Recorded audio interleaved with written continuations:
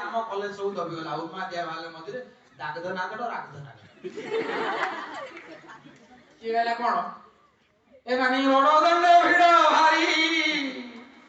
ଏ ବଡ ଦାଣ୍ଡ ତ ଭିଡ କୋଉ କାଳରେ ଆମେ ଶୁଣିଛୁ ନାନୀ କହିବା କଣ ଏ ଟିକେ ହାଉଲେ ଯିବୁ ଆସିଛି ପହରା ରଥ ଯାତ୍ରା ତମ କ୍ୟାଲେଣ୍ଡର ଜାଣନ୍ତି ତ ଏଭଳିଆ ସ୍ପିଡ ହେଇଗଲା ଆଉ ସେ ତାଳ ଆଉ ସେ ଲୟ ମାନେ ଭାବ କଟିଗଲା ସବୁ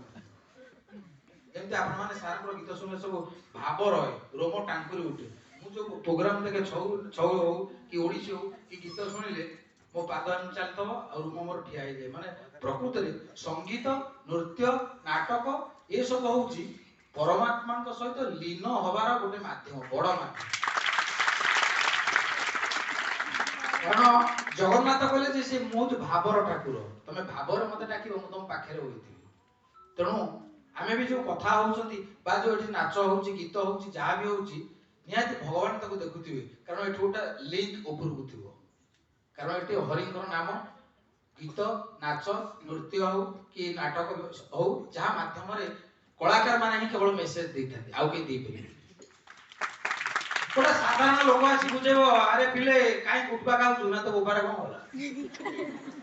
କିନ୍ତୁ ସେଇଆକୁ ଜଣେ ନାଚ ମାଧ୍ୟମରେ ବୁଝେଇବ କୁଟବା ଖାଇବୁ ନାହିଁ ଲୋ ଗାଲ ବୁଲିବ ସେ ସାଙ୍ଗେ ବୁଝିବ ତ କଳାକାର କେବଳ ମେସେଜ ମାଧ୍ୟମରେ ବା ବିଭିନ୍ନ ଅଭିନୟ ହଉ ଯାହା ଲୋକମାନେ ଗ୍ରହଣ କରନ୍ତି ସେଥିପାଇଁ ଆମର ରେଡିଓ ଟେଲିଭିଜନ ଆଉ ଆମର ସବୁଠୁ କଷ୍ଟଦାୟକ